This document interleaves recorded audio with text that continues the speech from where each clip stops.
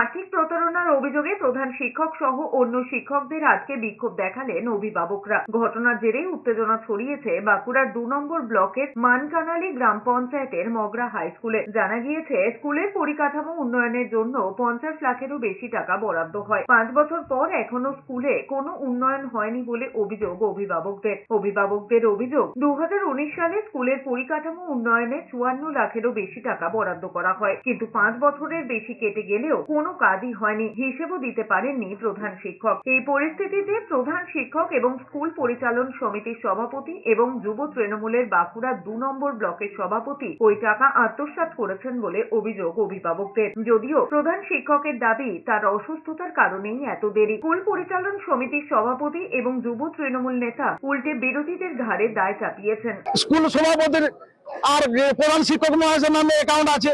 আমরা মনে করছি সভাপতি বুদ্ধদেব শর্মা এর মধ্যে জড়িত আছে।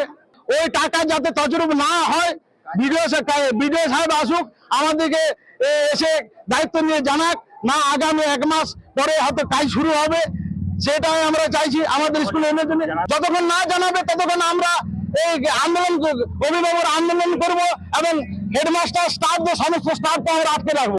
আমি বলবো কাটমানি নেওয়া নয়, ওটা লুটমানি হয়ে গেছে, মানে গোটা অর্থটাই লুট হয়েছে। তা না হলে অ্যাকাউন্টস দেখিয়ে দিলেই তো হতো, দুধ কা দুধ পানি কা পানি হয়ে যেত। সরকার যদি তার নেতাদের সমস্ত বিদ্যালয়ের অর্থ লুট করাতে মদত করে, তাহলে এ রাজ্যের শিক্ষা ব্যবস্থা আর কোথায় যাবে?